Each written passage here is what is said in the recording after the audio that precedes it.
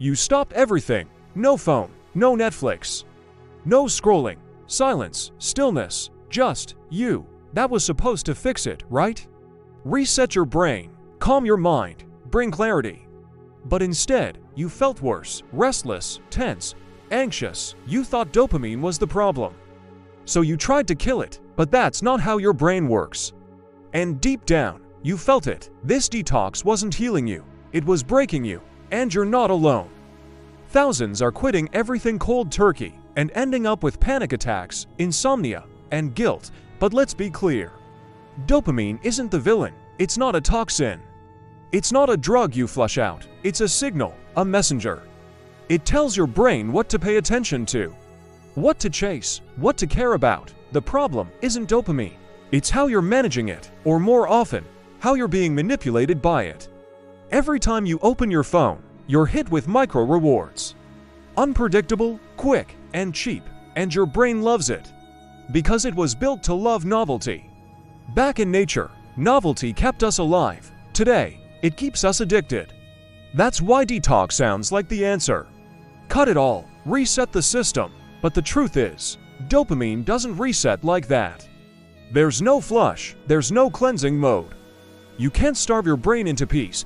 That's like trying to breathe better by holding your breath.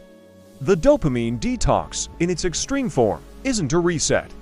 It's a shock, and shock leads to shutdown. I learned that the hard way. 3 days into my detox, I couldn't think straight. Couldn't sleep. And the silence? It wasn't peaceful, it was loud. My thoughts didn't slow down, they screamed. Every distraction I had removed was now a shadow in the room. I wasn't present, I was suffocating. Why? Because no one teaches you the other side. That dopamine is only one part of the equation. The other part is regulation, structure, substitution, intentional recovery. That's what matters. And that's what most detox trends miss entirely. See, when you remove stimulation, you create space. But if you don't fill that space with intention, your mind fills it with panic. Because it doesn't know what to do, you didn't teach it.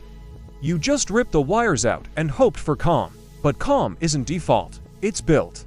And ironically, dopamine is part of that process because motivation, true, focused motivation, is dopamine used well.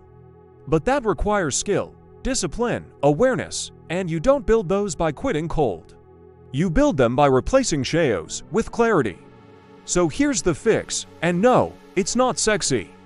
It's not trending, but it works. Don't start with restriction, start with replacement.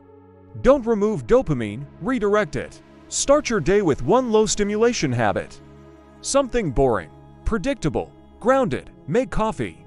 Walk in silence, stretch, write down 3 intentions. Why? Because you're training your brain to associate effort with calm reward.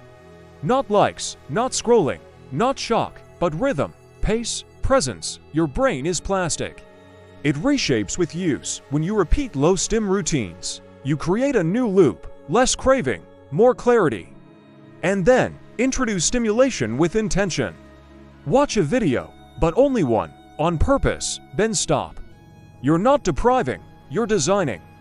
Because when your day has structure, dopamine becomes an ally. Not an enemy, it fuels focus, not chaos. Here's a practice. Every hour, set a 5-minute boredom break. No phone, no music, just pause. Let your brain feel emptiness and survive it. That discomfort you feel. That's detox done right, not a dramatic purge. Just a gentle reset, a moment of breath. You don't need to delete the apps, you need to reclaim your attention. One decision at a time, and if you slip, cool, it's not failure, it's feedback. You're rewiring years of conditioning. Give it days, weeks, not seconds. And please, don't fall for the guilt trap. This isn't about becoming a monk, it's about becoming aware of what owns your mind and what frees it. I wish someone had told me that earlier. That the goal isn't zero dopamine, the goal is conscious dopamine.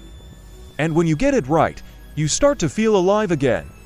Not hyped, not numb, just real. Imagine this, waking up and not needing your phone. Not because you're forcing it, but because you're actually calm. No background panic, no mental itch. Just space to think, to feel, to move with choice. That's freedom. That's clarity. That's the real detox, and you can build it. So here's your first move. Tonight, don't go cold turkey. Instead, pick one digital ritual to change. Put your phone outside your room. Read a page. Breathe slowly. Feel the urge rise and pass. You're not running, you're retraining. Because your brain is not broken. It's just been hijacked, and now you're taking it back. One decision, one breath, one moment of boredom at a time. You're not failing, you're waking up. If that hits you, if any part of this made something click, comment break free below. I read every word, and remember, this is not about perfection, it's about awareness. And that makes you powerful. You're not the only one, you're not alone. And the real you, the one under all this noise, is still there. JustHabits, one habit can change everything.